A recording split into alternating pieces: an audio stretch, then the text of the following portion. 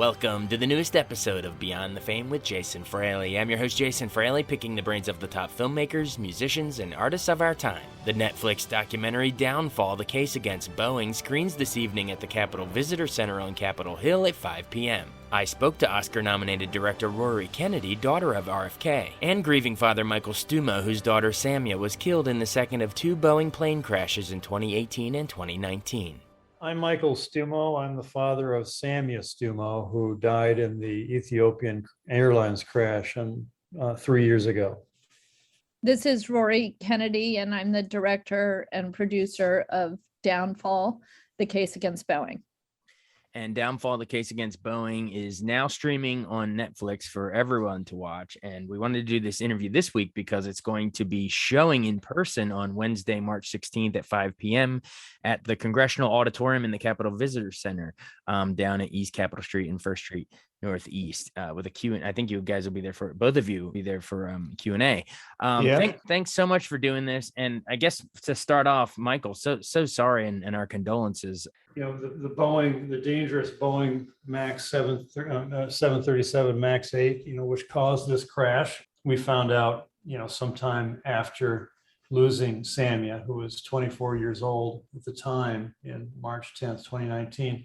We found out it wasn't clear what caused the crashes at first, and over time we found out that the Max was a very dangerous plane with a dangerous design, with software that could take control of the plane away from pilots that wasn't revealed to pilots.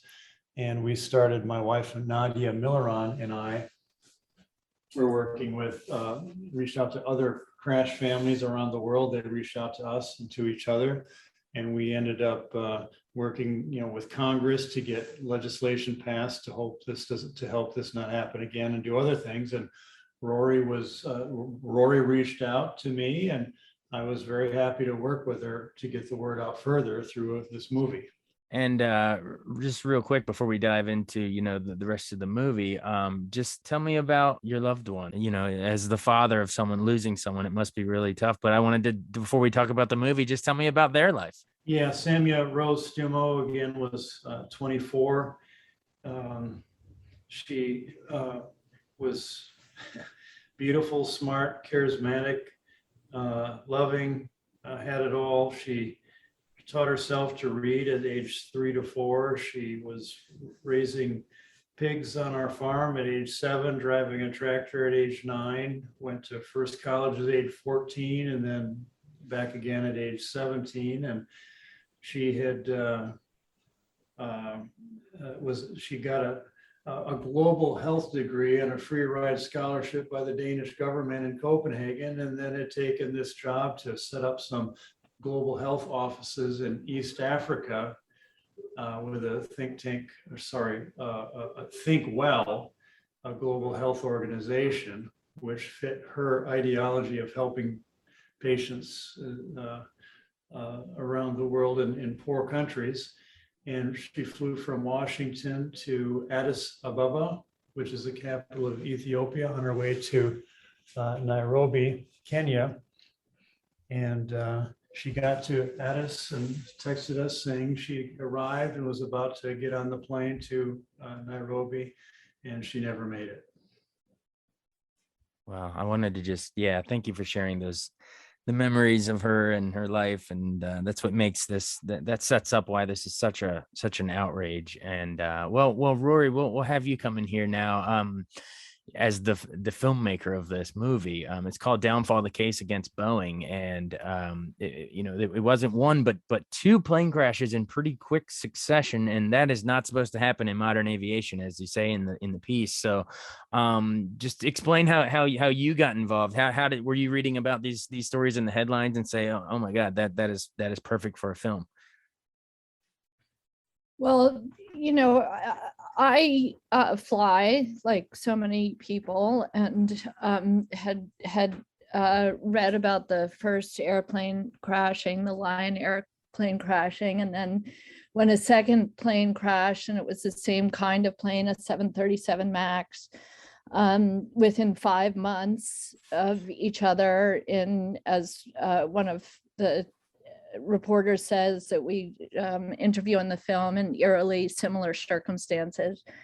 And 346 people having lost their lives, including Samya. I was very upset and shocked about what happened. And then, I noticed Boeing's response to these two airplanes crashing. And instead of responding in the way that I would imagine, which is, to say not only how deeply sorry they are, but also to ground the planes immediately, to commit to getting to the bottom of what happened, to take responsibility. Instead, their response was to really focus on the pilots, and very suggestive of pilot error. And I felt like there was much more going on behind the scenes, and I really wanted to figure out what happened, to know exactly what went wrong, to understand more deeply who was responsible, who knew what when, because I was invested in trying to make a film that would contribute to something like this never happening again. Absolutely. And just so I have the details from, journalistically speaking, from my article, and for our listeners who maybe, remember hearing it in the news, but lack the specifics in their memories, remind me of the dates of the two crashes and where exactly, where were they headed and where did they actually plummet? Michael, do you want to respond to that? Sure. The first one was Lion Air, an Indonesian airline. It was October 29th to 2018. And that was both of these were 3 or 4 month old planes. They were brand new planes. And then a few months later in March 10th, 2019, so that one in Indonesia was flying out of Jakarta. The one in Ethiopia, where my daughter was on, ET-302, another MAX 8 aircraft flying from Addis to Nairobi. Gotcha. Thank you for reminding us that. And then you sort of hit on it earlier, but I want to make sure I specify it. There was something to do. You said it was to do with a flawed anti-stall system, that like a faulty sensor that forced the plane's nose down repeatedly as the pilots tried to keep bringing it back up. Can you explain exactly which one of you would be able to speak to the specifics of the technical error there? I can give it a shot, Rory, if you like. Sure. So this is the 737 line is from 1967 when it first flew, and they kept, instead of building a new plane, they kept sort of tweaking and upgrading it, making a very different plane over the years, 14 or so different iterations. And this last one, they were putting these big new engines under it, but the plane was kind of set low, so they couldn't fit the engines under the wings. So they put the engines sort of forward and sort of up on the wings, which made the aircraft want to tip up. And so they needed that aircraft to sort of fly like the past ones did and not sort of have that tip up. And when aircraft tip up and go more and more straight up, they don't have any lift under their wings. They tend to stall, what they call a stall, and they can fall like a rock. So to make the planes feel to pilots like all the other planes and not have that sort of soft, sort of tip up feel, they put in secret software that would take control that they didn't tell pilots about, that would push the nose down. And so they would never feel that sort of tip up tendency. And this thing called, these two angle of attack sensors on each side of the plane are designed to tell, what kind of tilt the plane has in relation to the oncoming wind as it's going through. And they sort of give a signal for that software to tip the nose down. But what happened is there's only one sensor tied to that software, computer and software. That sensor went bad, and they're prone to failure. There's only one sensor, no redundancy, which you don't do in aviation engineering. The sensors went bad, sent weird data to the computer, which then told this software, MCAS, Maneuvering Characteristics Augmentation Software, or MCAS, to push the nose down. and it kept pushing down hard, and the pilots are wondering why, it's doing that. And there's a lot of alarms going on in the cockpits. And then the pilots, do something and try to pull back up, and the thing tries to push it nose down, and it's a roller coaster ride repeatedly. Pilots trying to pull up, the software pushing it down, and in both cases, the pilots didn't have the strength to keep going with it and didn't have the information allowing them to fix the problem, because Boeing and FAA hid that information. Right. And so that, yeah, that's the technical reasons for it. Thanks for walking us through that. And Rory, as the filmmaker trying to lay all this out for viewers, and talk about some of the stuff that viewers will find sort of maddening, that will outrage them, about how, this MCAS, what's it called, maneuvering augmentation system, wasn't in the pilot manuals. How, people in Boeing were, not letting them do flight simulator training, and deliberately misleading the FAA. Like, what sort of stuff in the film are we just going to be outraged by like that? Well, I think that, there was a series of decisions that were made over many years, that, and if you kind of look at what was the common denominator from Boeing in all of these decisions, it was to prioritize finances over safety. From the decision to make this aircraft that Michael described, and it, instead of, Boeing had originally planned to make a new kind of airplane, but because they were in competition with Airbus had just come to the market with an airplane that was starting to take over some of their market share. They decided to use an old model of the 737, which was built in the 1960s. And as Michael said, put this new engine on it that was bigger, more fuel efficient, and then caused these errors. Instead of, bringing the plane down and starting from scratch and figuring out how to fix it, they just decided to fix it with a computer system, right? The MCAS system. They didn't tell the pilots that the MCAS system was on the plane. As Michael said, you have to have redundancy when you have a system that could cause a catastrophic event wherein everybody on the plane would die. They knew that this MCAS system could cause that kind of catastrophe, and we know that from internal memos that we show in the film. As far back as 2016, there was a memo that showed that Boeing knew, based on its own research, that this MCAS system could cause a catastrophic event, which means everybody on the plane would die from a crash, and that pilots needed to respond within 10 seconds and do exactly the right thing, or there would be a catastrophic event. And that in this same memo, it said, really what you need to do at the very least is have pilot training.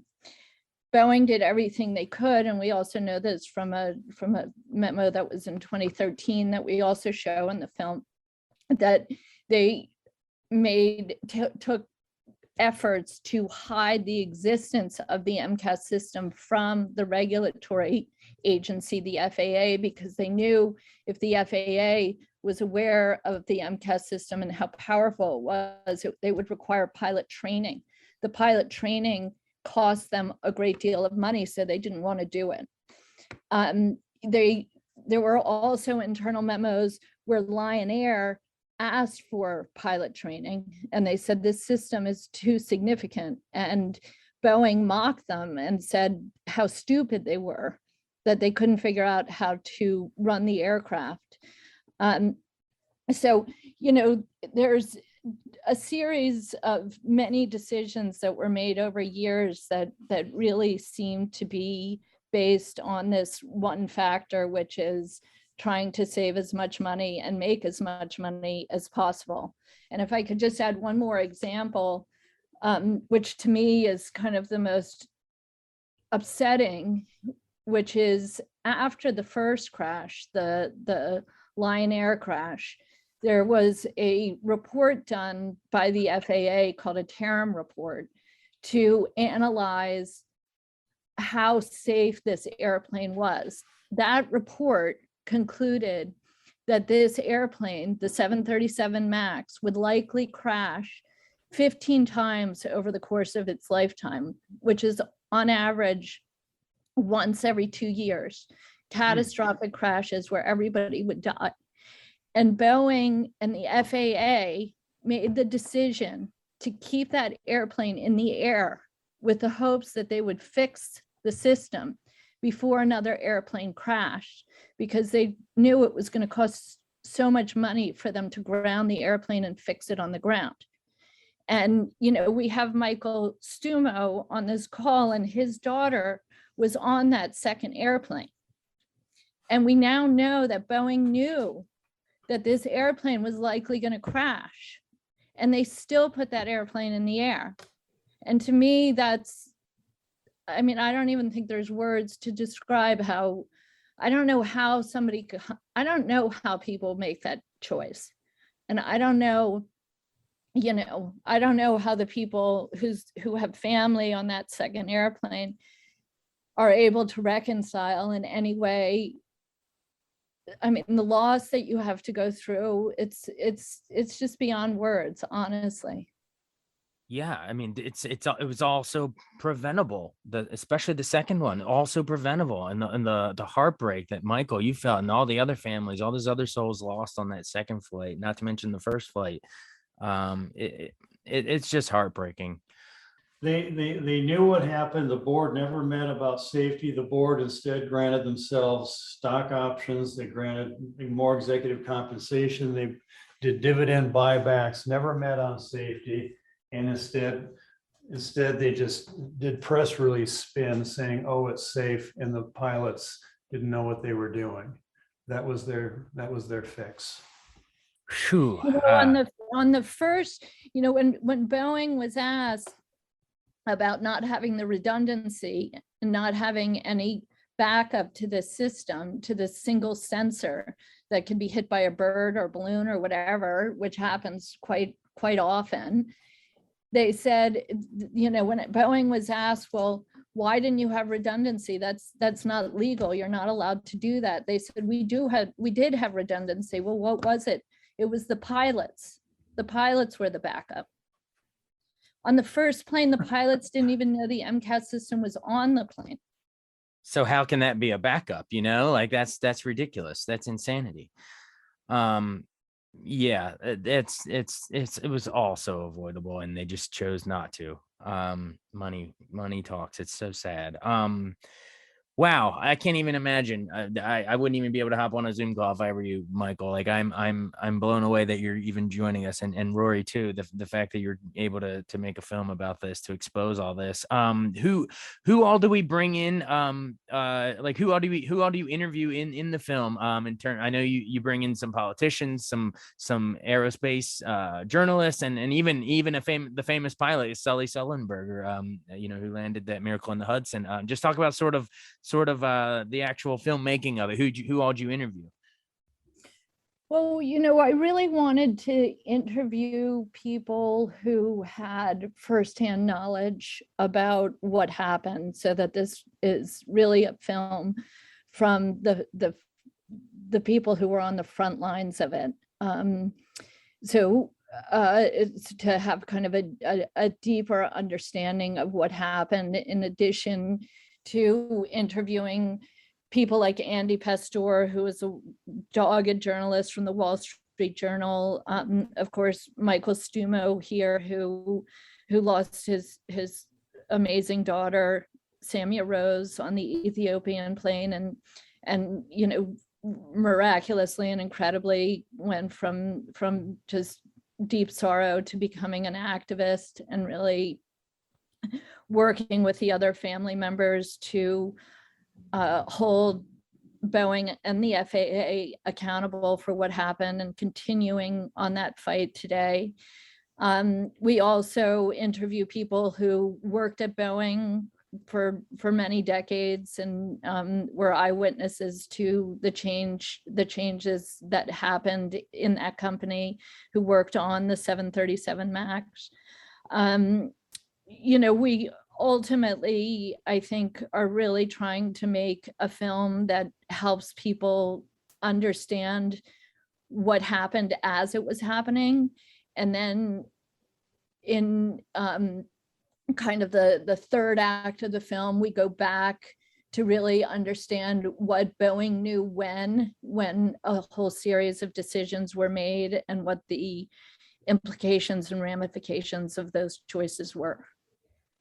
Yeah, and speaking of holding accountable, what was the ultimate slap on the wrist that they got? I know there was a fine that what was it, $2.5 billion, I think, in that last year, but I think the company generated like 76.6 billion in sales the same year. So that's, pocket change for them. And then, also any criminal charges get resolved in that, in defrauding the FAA. So that gets resolved. So, and now then they're freed up to do future government contracts. So I guess, yeah, I mean, in the end, did Boeing, pay a big enough price, or where does it sort of stand in terms of, you guys are putting this film out there? Do you want them to face further scrutiny, or sort of, yeah, just speak to sort of the aftermath? Well, I'm going to let Michael answer that because I think he's got a good understanding of the $2.5 billion fine and how that money really translated. But I will just say that, Congressman DeFazio, who led the biggest investigation in the Transportation and Infrastructure Committee's history, said, when these case came down, that this was really just a slap on the wrist for Boeing. But Michael, do you want to talk a little bit more about, the $2.5 billion that was charged to Boeing? Well, ultimately, we want the executives to face criminal liability for what they did. They caused the situation to hide the MCAS so that their pilots, test pilots would hide it and joke about Jedi mind tricking the FAA. The deferred prosecution agreement, which is the criminal settlement, where the Department of Justice investigated Boeing for lying to the FAA and did a criminal settlement. It wasn't 2.5 billion, it was really 243 million with an M. The rest of it was not criminal fines. They just added some compensation to the families and a lot of compensation to the airlines that were not part of the criminal fines. But in that criminal settlement, they affirmatively said the executives didn't do anything wrong that they could find, which never happens in these corporate criminal settlements, to affirmatively exonerate the executives. They either say the executives did engage in criminal behavior, or they're silent. They never say, oh, they didn't do anything. So what happened was this multi-year conspiracy to defraud the FAA, to create dangerous planes that put passengers like my daughter at risk. To say that two pilots, which they said they were the only ones that were criminally culpable, Boeing got the Department of Justice to throw two pilots under the bus and exonerate everybody at the top who created all this. So that's got to happen. And Dennis Muhlenberg, the former CEO of Boeing, he left with a $63 million parachute, golden parachute. He's the one. He and the current CEO, David Calhoun, worked together to keep the board from knowing about the safety issues. Never set up a safety committee. Just went on TV saying, "Oh, the thing is safe. It's just the pilots," and hid it. And now David Calhoun, the current CEO, just pulled down 7.2 million plus another 16 million in stock options from Boeing. And they haven't hired all the engineers they fired over the years as they were stripping the legacy assets of the company for profit rather than building new and great planes. They just took the legacy planes and just pumped up the profit. They didn't, 1,500 engineers were fired over 5 years or so. They outsourced software, they outsourced this, that, and the other thing. They should be reinvesting in quality and the engineers and the software engineers to build great planes like they did 50 years ago. And they're not doing that right now. And the executives haven't faced criminal or civil direct personal liability.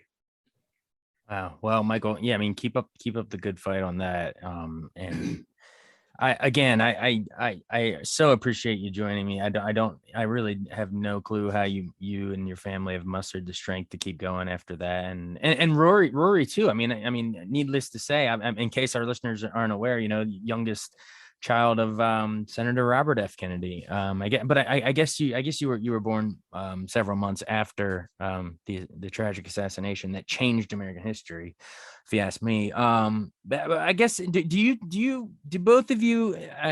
Forgive me if I'm trying to thread too much of a through line here, but I guess. Do both of you feel a kinship or have an advice for other families? The fact that your two families, I mean, in moving on after losing a family member, how have you each kept, Rory, have you kept your father's memory alive? And Michael, how do you keep your daughter's memory alive? Like, how do you keep them going as a family after such tragedy? Well, you don't have a choice. Nobody gives you a choice. You have to.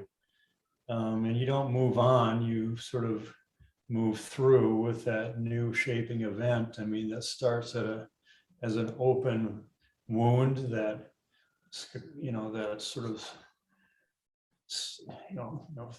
sharp throbbing pain that you can't think. And then it sort of scabs over time, and then you have ultimately, scar tissue, and you're scarred, and that's the new normal. I think that is with everyone who loses a loved one. And that kind of there's ways to describe it. That's how I describe it. Not to say, anything, there's a particular pain with losing a child. Actually, most of the families that are still active in advocacy are the ones who lost a child.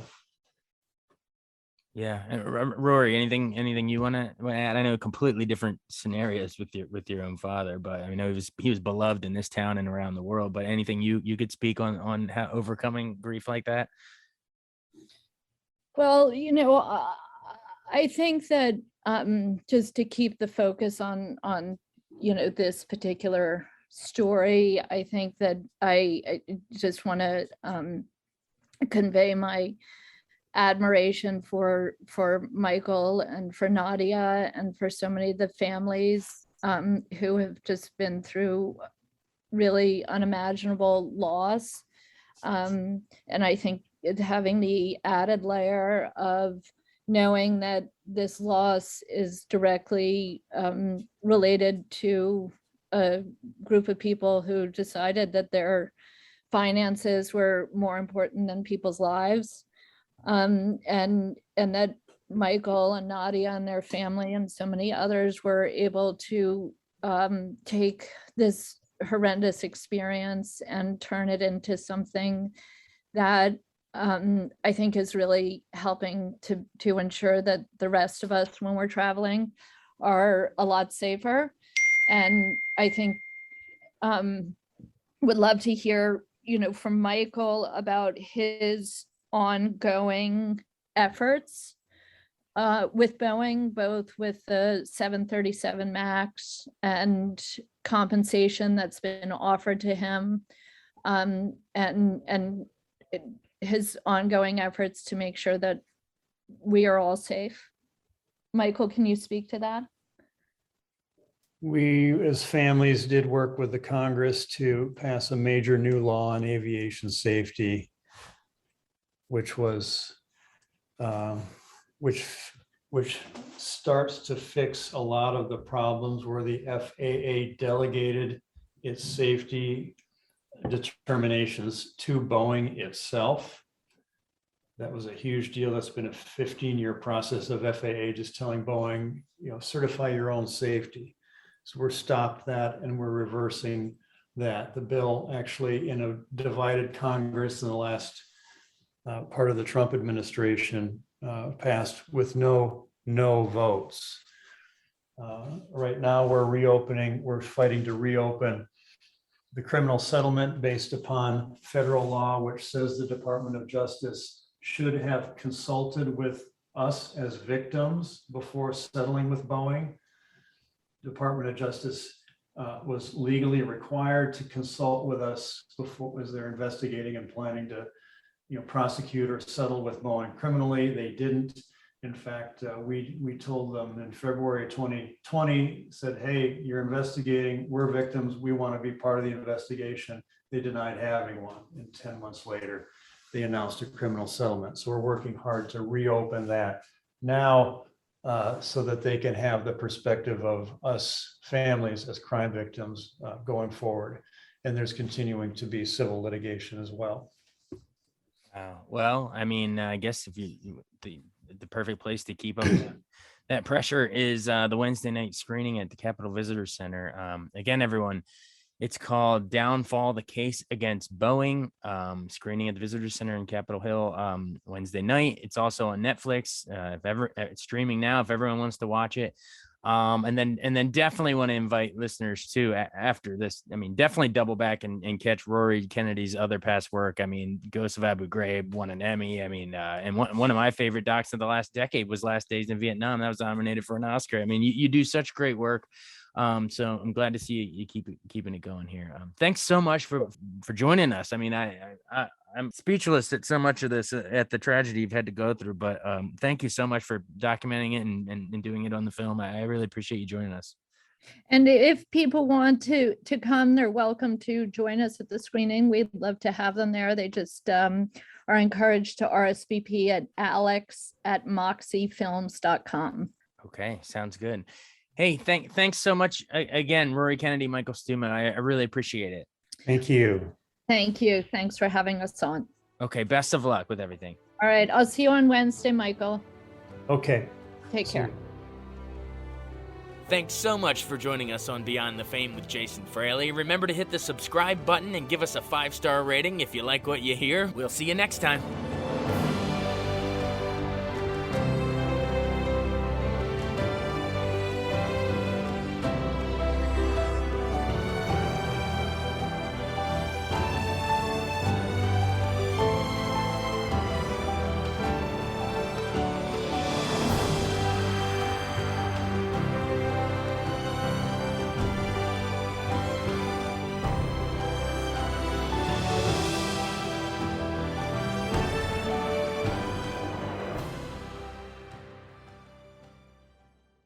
I wanted to take a second to tell you about an app I really enjoy. Living in the DC area is great, and Podcast DC gathers all of the local shows that I like all in one local app. Health, sports, local news, politics, and so much more. Podcast DC is the new local app with hundreds of DC area podcasts to choose from. I can earn exciting rewards just for listening and share the podcasts I love instantly. Available in the App Store or in Google Play, listen local with Podcast DC.